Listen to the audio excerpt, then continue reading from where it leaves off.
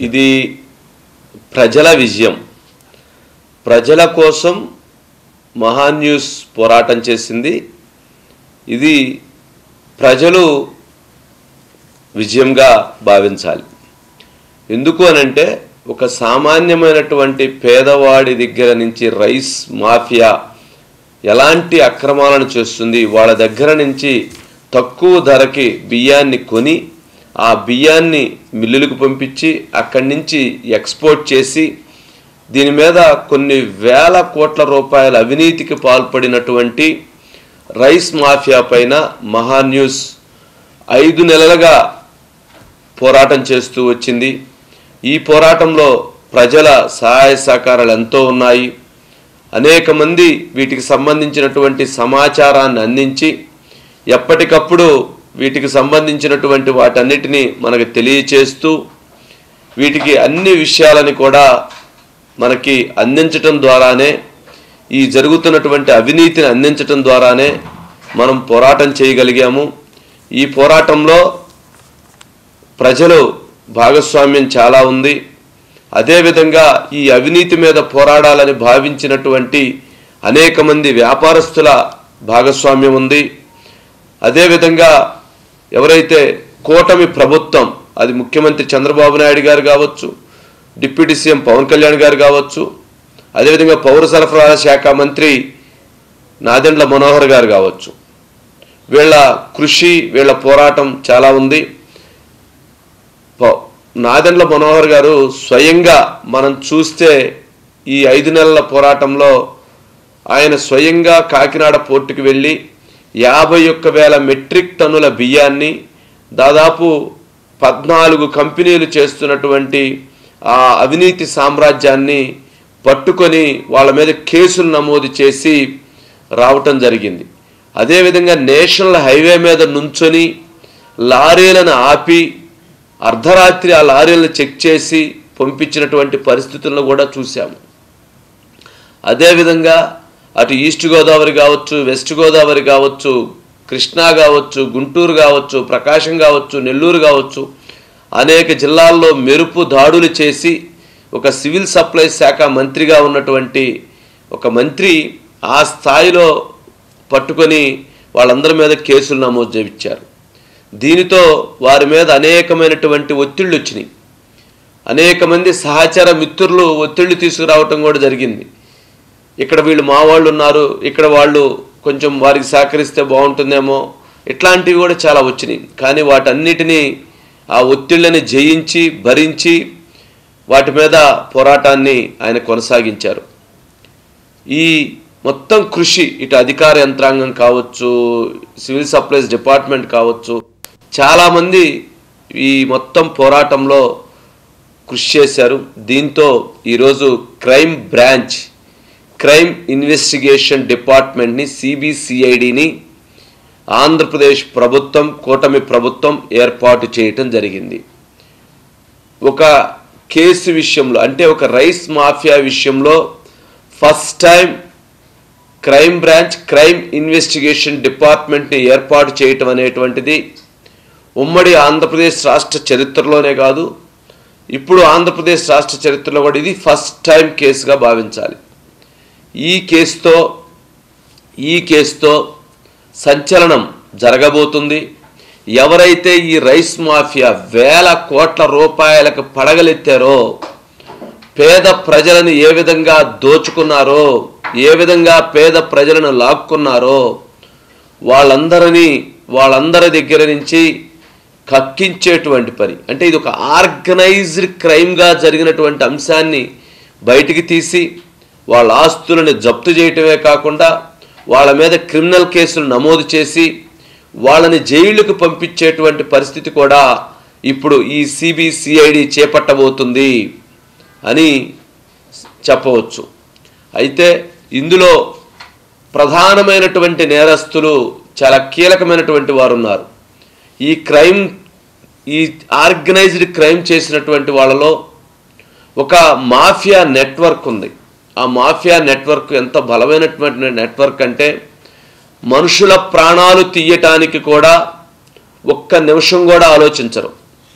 అటువంటి ఆ organised crime చేసేటువంటి వాళ్ళపైన మనం సుదీర్ఘకాలంగా పోరాటాన్ని కొనసాగించాం. మనకి కానీ మహాన్యూస్లో పనిచేస్తున్నటువంటి టీం ఎవరైతే దీని మీద వర్క్ చేసినటువంటి వాళ్ళు, ఏపీ బ్యూరో చీఫ్ మురళీ కావచ్చు, అదేవిధంగా సతీష్ కావచ్చు, ఉదయ్ కావచ్చు, సూర్య కావచ్చు, రాజేష్ కావచ్చు, ఇలా ఎవరైతే ఈ గ్రౌండ్లో ఉండి దీని మీద వర్క్ చేసినటువంటి టీం మీద కూడా చాలా ఒత్తిళ్ళు వచ్చాయి, చాలా బెదిరింపులు వచ్చాయి.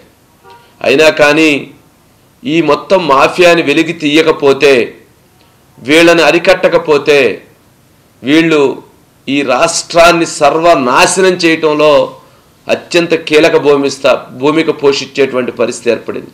ఎందుకనంటే పేద ప్రజల పొట్టకొట్టి పేద ప్రజల సంపదని ఇన్ని వేల కోట్లు దోచుకున్నటువంటి వాళ్ళకి వాళ్ళు ఈ అవినీతి సామ్రాజ్యాన్ని విస్తరించి భవిష్యత్తులో వీళ్ళు చేసేటువంటి దుర్మార్గమైనటువంటి చర్యలు ప్రమాదకరంగా ఉన్నటువంటి నేపథ్యంలో వీళ్ళపైన ఉక్కుపాదం మోపాలి, వీళ్ళ అవినీతిని బయట పెట్టాలి అనేటువంటి ఉద్దేశంతో మనం ఈ పోరాటాన్ని కొనసాగించాం. అదేవిధంగా అనేక మంది మనకు స్వయంగా మెసేజ్లు పెట్టారు, ఫోన్లు చేశారు, వాళ్ళ దగ్గర ఉన్న సమాచారాన్ని పంపించారు, వాళ్ళ దగ్గర ఉన్నటువంటి డేటాని వీడియోలను తీసి పంపించారు. అదేవిధంగా మాఫియా చేస్తున్నటువంటి నెట్వర్క్ దురాగతాలు గత చరిత్రల మొత్తాన్ని కూడా వీళ్ళందరినీ కూడా బయట పెట్టడం, వాళ్ళు పంపించడం జరిగింది. మనకు అందుకనే చాలా ఎక్స్క్లూజివ్ విజువల్స్, చాలా ఎక్స్క్లూజివ్ వార్తలు, వీటికి సంబంధించిన చాలా ఇన్ఫర్మేషన్ని మనం ఇవ్వగలిగాం. అందుకని ఇదంతా కూడా ప్రజల విజయం. ఈ ప్రజల విజయానికి ఎవరైతే ఇప్పుడు సిబిసిఐడిని నియమించారు, సిబిసిఐడిగా ఉన్నతాధికారిని కూడా దీనికి అపాయింట్ చేయడం జరిగింది. ఇప్పుడు సిబిసిఐడి ఈ ఇన్వెస్టిగేషన్లో ఈ గత 2019 నుంచి 2024 వరకు వాళ్ళు రా రైస్ ఎంత ఎక్స్పోర్ట్ చేశారు, బ్రోకెన్ రైస్ ఎంత ఎక్స్పోర్ట్ చేశారు, ఈ రెండు రైస్కి సంబంధించి అది బాయిల్డ్ రైస్ అనేటువంటిది కానీ లేదా బ్రౌన్ రైస్ కానీ వీటిలో పెద్దగా అవినీతి జరిగేదానికి అవకాశం లేదు. ఓన్లీ రా రైస్, బాయిల్డ్ రైస్ జరిగినటువంటి వాటిల్లో పూర్తి ఆధారాలను గనక సేకరించగలిగితే చాలామంది చేసినటువంటి కుట్రలు బయటపడతాయి. ఎంతటి ఆర్గనైజ్డ్ క్రైమ్ అని అంటే వాళ్ళు గ్రామ స్థాయిలో ఉన్నటువంటి ఒక సివిల్ సప్లైస్ అంటే మనకు రోజువారీ ఇచ్చేటువంటి ఒక రేషన్ దుకాణం దగ్గర నుంచి ఆ రైస్ను కొనుగోలు చేయటం, వాళ్ళకి రైస్ ఇవ్వకుండా 8 రూపాయలకో 10 రూపాయలకో అక్కడి నుంచి ఒక మిల్లుకి సప్లై చేయటం, మిల్లు దగ్గర నుంచి కాకినాడ పోర్ట్లో ఉన్నటువంటి సొటెక్స్ ప్లాంట్కో సార్టెక్స్ ప్లాంట్కి లేదా అక్కడ ఉన్నటువంటి ఎక్స్పోర్టర్కి సప్లై చేయటం, అక్కడి నుంచి దీన్ని south Africa countries, Dubai countries, ఇతర కంట్రీస్కి ఎక్స్పోర్ట్ చేసి అక్కడ దాన్ని మళ్ళీ బిజినెస్ చేయటం అనేటువంటిది ఇది మొత్తం ఒక పెద్ద ఆర్గనైజ్డ్ క్రైమ్. ఒక వ్యక్తి 1,00,000 టన్నులు ఒక సంవత్సరంలో ఎక్స్పోర్ట్ చేశాడు అని అంటే సిబిసిఐడి ఒక చిన్న విచారణతో దీని మొత్తాన్ని పట్టుకోవచ్చు. ప్రజలకు కూడా చాలా స్పష్టంగా వీటి గురించి సమాచారాన్ని అందించవచ్చు. ఒక వ్యక్తి 1,00,000 టన్ను ఒక కంపెనీ ఎక్స్పోర్ట్ చేసిందంటే ఆ 1,00,000 టన్ను ఎక్కడి నుంచి కొనుగోలు చేశారు, వాళ్ళకి ఏ మిల్లు సప్లై చేసింది, ఆ మిల్లు సప్లై చేయడానికి ఆ మిల్లు ఎక్కడి నుంచి రైస్ కొన్నది, ఆ ధాన్యాన్ని కొంటే రైస్ని తీసి రైస్ని అమ్మాలి. మరి ఆ మిల్లుకు వచ్చిన కరెంటు బిల్ ఎంత, ఆ మిల్లుకున్న కెపాసిటీ ఎంత, ఆ మిల్లుకు వచ్చినటువంటి లోడింగ్ ట్రాన్స్పోర్ట్ ఎక్కడి నుంచి వచ్చింది, వాళ్ళకి ఎక్కడి నుంచి పే చేశారు, వాళ్ళకి ఎక్కడి నుంచి ఎక్స్పోర్ట్కి పంపించారు అనేటువంటిది చిన్న క్యాలిక్యులేషన్ కనుక, చిన్న ఎవిడెన్స్ కనుక తీసుకోగలిగితే వీళ్ళ మొత్తం బండారం బయటపడుతుంది. వీళ్ళందరినీ ఖచ్చితంగా కఠినంగా శిక్షించేటువంటి అవకాశం ఉంటుంది. ఇది ఒక ఎపిసోడ్. ఈ ఎపిసోడ్లో మనం అనేక మందితో మాట్లాడాం, అనేక మందిని కన్విన్స్ చేసాం, అనేక మంది సమాచారాన్ని ఇవ్వటానికి నిరాకరించారు. కొంతమంది వీటికి సంబంధించినటువంటి సమాచారాన్ని రాబట్టడం కోసం కూడా మనం అనేక మందితో అనేక విధాలుగా మనకు కూడా వీటికి సంబంధించి సమాచారాన్ని రాబట్టుకోవడానికి అనేక రకాలుగా వాళ్ళతో మాట్లాడే సమాచారాన్ని రాబట్టుకున్నాం. వాళ్ళని చూస్తే, ఎందుకంటే ఆ మాఫియాను చూసి వణికిపోయేటువంటి పరిస్థితి, ఆ మాఫియాను చూసి భయపడేటువంటి పరిస్థితి. అందుకని ఆ మాఫియా అరాచకాలను చెప్పడానికి భయపడుతున్నటువంటి నేపథ్యంలో అనేక మందితో వాళ్ళని కన్విన్స్ చేయటం కోసం వాళ్ళకి అనేక రకాలుగా ఈ బిజినెస్ ఎలా ఉంటుంది, మాకు కొంత ఐడియా క్రియేట్ చేయండి, మాకు కొన్ని సలహాలు ఇవ్వండి అని వాళ్ళతో రకరకాలుగా వాళ్ళని మాట్లాడి వాళ్ళని ఒప్పించి వీటికి సంబంధించినటువంటి సమాచారాన్ని తీసుకోవటం జరిగింది. అంటే వారు కూడా సమాచారం ఇవ్వటానికి భయపడేవలేనటువంటి పరిస్థితి. సమాచారం ఇస్తే ఏం జరుగుతుంది అనేటువంటి భయం వారికి కూడా, వారిని ఏం చేస్తారనేటువంటి భయం, అంత భయభ్రాంతులు గురైనటువంటి పరిస్థితి ఈ మాఫియా క్రియేట్ చేసింది. ఎందుకని సిబిసిఐడి వీటికి సంబంధించినటువంటి సమాచారాన్ని తీసుకోవటం, సేకరించటం, వాళ్ళని పట్టుకోవటం అనేటువంటిది చాలా ఈజీ. సిబిసిఐడికి మహాన్యూస్ వీటికి సంబంధించినటువంటి పూర్తి ఆధారాలను అందించడానికి కూడా ఎప్పుడూ కూడా ఎల్లవేళలా సిద్ధంగా ఉంటుంది. అదేవిధంగా కూటమి ప్రభుత్వానికి కూడా ప్రజల వైపు నుంచి, అదేవిధంగా ఎవరైతే సామాన్య వ్యాపార వర్గాల నుంచి కూడా ప్రశంసలు అందుతున్నాయి. ఎందుకంటే ఈ మాఫియాని అరికట్టడం కోసం సిబిసిఐడిని ఏర్పాటు చేయటం పైన ప్రశంసలు అందుతూ ఉన్నాయి. చాలామంది మనకి ఫోన్ చేసి, మహాన్యూస్కి నాకు ఫోన్ చేసి, ఇది మీరు చేసిన పోరాటం ఫలితం అండి, ఇది మీరు చేసినటువంటి కృషి అండి, ఇది నిజంగా ఎవరూ చేయలేనటువంటి ఒక సాహసాన్ని మీరు చేశారు అని చెప్పని అభినందిస్తూ ఉంటే నిజంగా చాలా ఆనందం కలుగుతుంది. వాళ్ళందరికీ కూడా హృదయపూర్వక నమస్కారాలు తెలియజేసుకుంటున్నాం. అయితే ఈ మొత్తం ఎపిసోడ్లో ఇక జరగాల్సినటువంటి ప్రక్రియ చాలా ఉంది. ఇప్పటివరకు ఇది జరిగింది.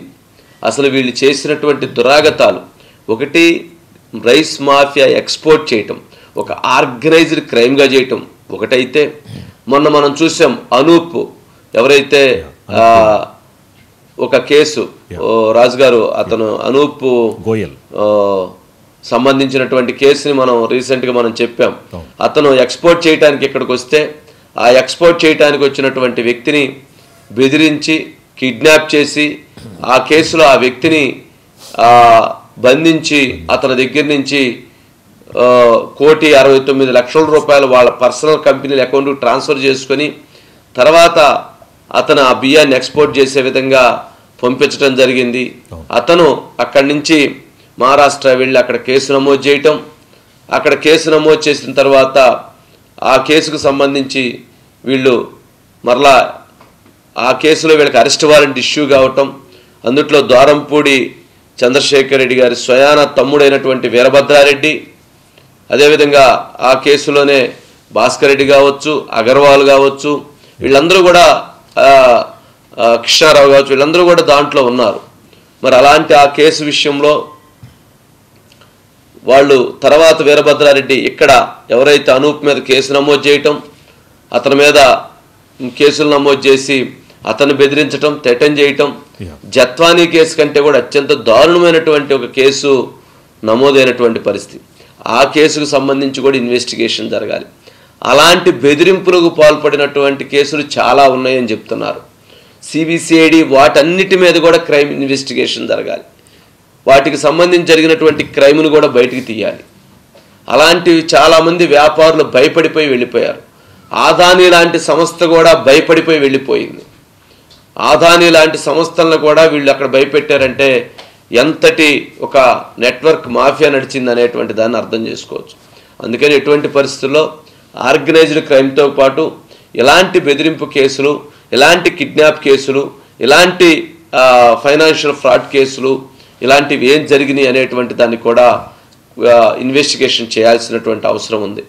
అదేవిధంగా పోర్టును అడ్డం పెట్టుకొని ఏమేం దురాగతాలు చేశారు, అసలు అలీషా ఎవరు, అలీషా నేర సామ్రాజ్యం ఏంటి, అలీషా నేర చరిత్ర ఏంటి, ఒక ఆయిల్ దొంగగా ఉన్నటువంటి వ్యక్తి ఒక ఇంత పెద్ద సామ్రాజ్యాన్ని ఎలా నెలకొల్పగలిగాడు, ఆయిల్ సామ్రాజ్యం అక్కడి నుంచి ఓఎన్జీసీని ఎలా బెదిరించారు, ఓఎన్జీసీ దగ్గర నుంచి వర్క్ ఆర్డర్స్ని ఎలా తీసుకున్నారు, అతనికి ఎవరెవరు సహకరించారు, ఇందులో ద్వారంపూడి చంద్రశేఖర్ రెడ్డి గారి పాత్ర ఏంటి, ఆయన ఏ రకంగా ఈయనకు మద్దతు తెలిపాడు, ద్వారంపూడితో పాటు ఇంకెవరెవరు ఉన్నారు అలీషాతో పాటు, అలీషాకు సహకరించినటువంటి వాళ్ళు, అలీషాకు సంబంధించినటువంటి ఆ దందాలు, ఆ సామ్రాజ్యాలను కూడా వెలికి తీయాల్సినటువంటి అవసరం ఉంది.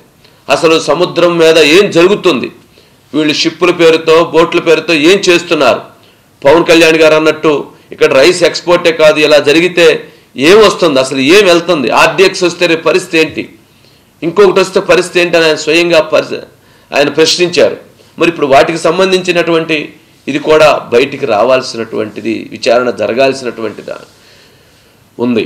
వీటితో పాటు అక్కడ ఏమేం జరుగుతున్నాయి అనేటువంటి అంశాలను కూడా పూర్తిగా బయటికి తీసి ఈ విచారణలు గనక నిష్పాక్షపాతంగా జరిగితే గనక విచారణ, చాలామంది ఇందులో ఉన్నటువంటి మాఫియా జైలుకు వెళ్ళక తప్పదు, ఊసల లెక్క వేయక తప్పదు. ప్రజల ఆస్తులను ఏదైతే కాజేశారో వాటన్ని ఆస్తులను జప్తు చేసి ప్రజలకు పంచే విధంగా కూడా చర్యలు తీసుకుంటే నిజంగా ప్రజలు హర్షిస్తారు, ప్రజలు అభినందిస్తారు అనేటువంటి దాన్ని కూడా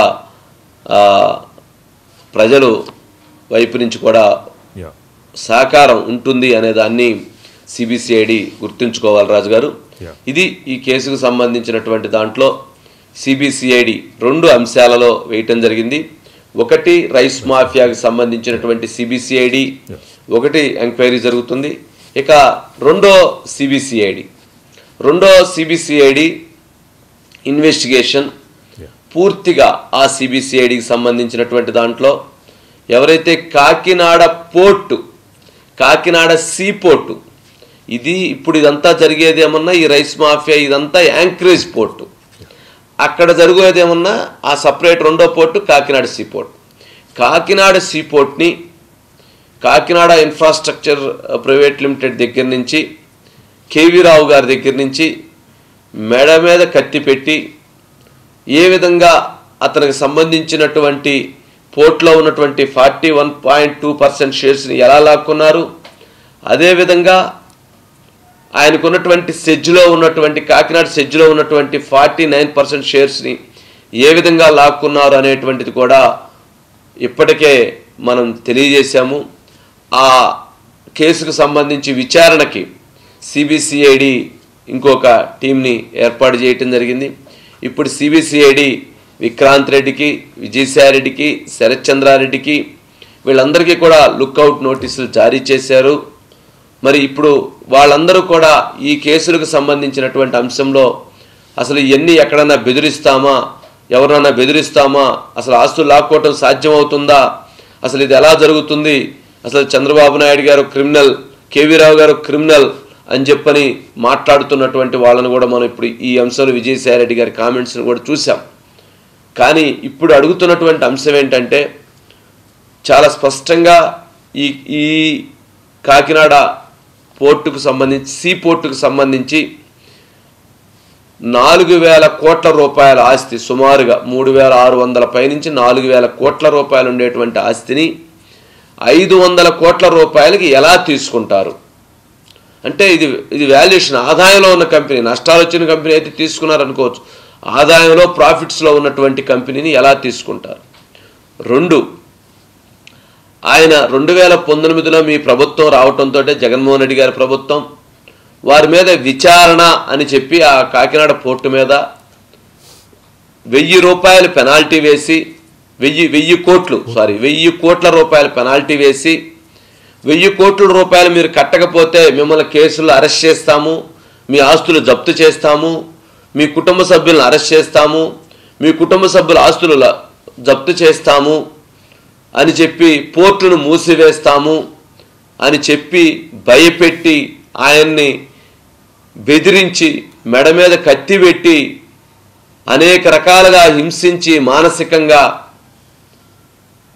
ఆయన దగ్గర ఉన్నటువంటి కాకినాడ సీ పోర్ట్లో ఉన్నటువంటి 41.2% షేర్స్ని, కాకినాడ సెజ్లో ఉన్నటువంటి 49%ని రాయించుకున్నటువంటిది నిజం కాదా? మరి ఆ షేర్స్ మీ మీదకి ఎలా వచ్చాయి? ఆ షేర్స్ నేను కొనుక్కోవచ్చు, లేదంటే ఇంకొక సామాన్య మానవుడు కొనుక్కోవచ్చు, లేదా ఇంకోరు కొనుక్కోవచ్చు. అలా కాకుండా మరి ప్రభుత్వంలో భాగస్వాములైనటువంటి జగన్మోహన్ రెడ్డి గారి తర్వాత అత్యంత క్రియాశీలకమైనటువంటి మీ మీదకి ఆ షేర్స్ ఎలా వచ్చాయి, ఎందుకు వచ్చాయి? కాకినాడ సెర్జ్లో ఉన్నటువంటి 5,000 ఎకరాల భూమిని అసలు ఏ రకంగా 12 కోట్ల రూపాయలకి ఇస్తారు? 12 కోట్ల రూపాయలకి దాదాపు 2,000 కోట్ల రూపాయల విలువైనటువంటి కాకినాడ సెజ్ని అసలు 12 కోట్లకి ఎలా ఇస్తారు? ఎలా రాయించుకుంటారు? ఎలా తీసుకుంటారు? ఇది తేలాల్సినటువంటి అంశం. ఇప్పటికే ఎవరైతే కేవీ రావు గారు ఇచ్చినటువంటి కంప్లైంట్ బేస్ చేసుకొని ఈ విచారణ జరుగుతుంది. ఈ విచారణలో కూడా వేగవంతంగా ఈ చేసినటువంటి క్రైమ్కు సంబంధించి ఇప్పటికే సిబిసిఐడి ఎవిడెన్స్ని కలెక్ట్ చేస్తుంది. మరి జగన్మోహన్ రెడ్డి గారిని నమ్ముకుంటే గతంలో వాళ్ళ తండ్రి గారు ముఖ్యమంత్రిగా ఉన్నప్పుడే ఆయనతో వ్యాపార భాగస్వామ్యం చేసినటువంటి వాళ్ళు అధికారులు కావచ్చు, వ్యాపారస్తులు కావచ్చు, జైలుకి వెళ్ళినటువంటి పరిస్థితిని చూసాం. మనం కేసుల్లో ఇరుక్కున్నటువంటి పరిస్థితిని చూసాం. స్వయంగా ఆయన మీదే 16 సిబిఐ ఈడీ కేసులు నమోదయ్యాయి. ఆయనే 16 నెలల పాటు జైల్లో ఉన్నటువంటి పరిస్థితి. ఆయనతో పాటు విజయసాయిరెడ్డి గారు 16 నెలలు జైల్లో ఉన్నటువంటి పరిస్థితి. అదేవిధంగా వెంకటరమణ గారు ఆయన 16 నెలలు జైల్లో ఉన్నటువంటి అంశాలని మనం గమనించాం. శ్రీలక్ష్మి గారు జైలుకి పోయినటువంటి అంశాలను చూసాం, ఐఏఎస్. ఈ విధంగా చెప్తే చాలామంది ఆయనతో పాటు ప్రత్యక్షంగా రాజకీయాలలో ఉన్నటువంటి వాళ్ళు కేసుల్లో ఇరుక్కున్నటువంటి పరిస్థితులను చూస్తున్నాం. అరబిందో కంపెనీ కావచ్చు, ఎట్రో కంపెనీ కావచ్చు, పెన్నా ప్రతాప్ కంపెనీలు కావచ్చు, ఇవన్నీ కూడా సిబిఐ ఈడీ కేసుల్ని జగన్మోహన్ రెడ్డి గారి పుణ్యాన ఎదుర్కొన్నటువంటి పరిస్థితుల్ని, ఆ అంశాలని మనం చూస్తే అర్థమవుతుంది. మరి ఇలాంటి అన్ని క్రైమ్స్తో ఉన్నటువంటి పరిస్థితుల్లో ఇప్పుడు కూడా ఆయన ఈ కాకినాడ సీపోర్ట్ని, కాకినాడ సెజ్ని అతి బలవంతంగా లాక్కొని మరొక వివాదమైనటువంటి అంశాలకి ఆయన వెళ్ళటం జరిగింది. ఇప్పుడు ఆ కేసుల్లో విక్రాంత్ రెడ్డి, ఎవరైతే వైవి సుబ్బారెడ్డి గారి కుమారుడు, ఆయన కూడా జగన్మోహన్ రెడ్డి గారి ఆలోచనల మేరకు, ఆయన ఆదేశాల మేరకు మరి ఆయన కూడా ఈ కేసులో ఇరుక్కున్నారు అని అంటే ఎంతటి దుర్మార్గమైనటువంటి అంశమో, ఎంత బాధాకరమైనటువంటి అంశమో చూడొచ్చు. అదేవిధంగా సజ్జల రామకృష్ణారెడ్డి గారి కుమారుడు భార్గవని, ఇలాగే వాళ్ళు ఎక్కడో యుఎస్లోనో లేకపోతే ఎక్కడో సెటిల్ అవ్వాల్సినటువంటి వాళ్ళు, వాళ్ళకి పొలిటికల్ సిస్టమ్ మీద అంత పెద్ద అవగాహన ఉండకపోవచ్చు. జగన్మోహన్ రెడ్డి గారు నేనున్నాను మీరు కానివ్వండి అని చెప్పని ఇలా ఎవరైతే వాళ్ళ వారసులు నెక్స్ట్ జనరేషన్స్ ఉన్నారో వాళ్ళను కూడా తెచ్చి అలా ఇట్లాంటి వివాదాల్లోకి తీసుకువెళ్ళి ఇలాంటి వాటిలో ఇరికిచ్చి ఇలాంటి పనులు చేయించి ఇప్పుడు వాళ్ళ జీవితాలను కూడా కటకటాలకి పంపించేటువంటి పరిస్థితి, ఆ అంశాలు కనపడుతూ ఉన్నాయి. మరి అలా కాకుండా వాళ్ళు ఏదో ఒక ఎంపీ ఇచ్చో లేకపోతే ఇంకోటి ఇచ్చో చేయొచ్చు. కానీ అలా కాకుండా ఇలా చేసి వాళ్ళ జీవితాల మీద నేర క్రైమ్, ఫైనాన్షియల్ క్రైమ్, ఫ్రాడ్ కేసులతోటి ఇటువంటి సిచ్యువేషన్స్ని క్రియేట్ చేశారంటే ఆయన ఆలోచన విధానాలు ఏమిటి అనేటువంటిది కూడా ప్రజలు చర్చించుకుంటున్నారు. మరి ఇది ఆ కేసులో సిబిసిఐడి కేసులో కూడా చాలా త్వరితగతిన వేగవంతంగా విచారణ జరగబోతుంది. మరి ఈ కేసులు, ఆ కేసులు, 2 కేసుల్లో కూడా ఇది ఒక ఆర్గనైజ్డ్ క్రైమ్ జరిగిందనేటువంటిది కూడా చాలా క్లియర్గా అర్థమవుతుంది. కాబట్టి ఆ క్రైమ్లో త్వరలో నిందితులకి శిక్ష పడేటువంటి అవకాశాలు కనపడుతూ ఉన్నాయి. రాజు గారు, దీనికి సంబంధించిన బైట్స్ ఉన్నాయి సార్.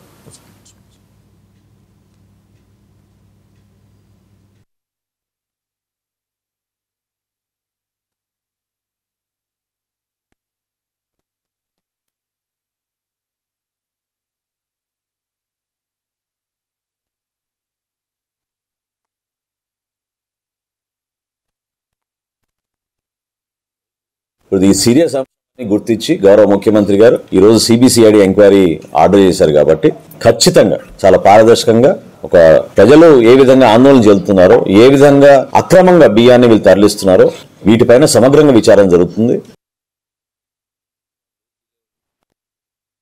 డెఫినెట్ గా సమగ్రమైన ఎంక్వైరీ జరగబోతోంది.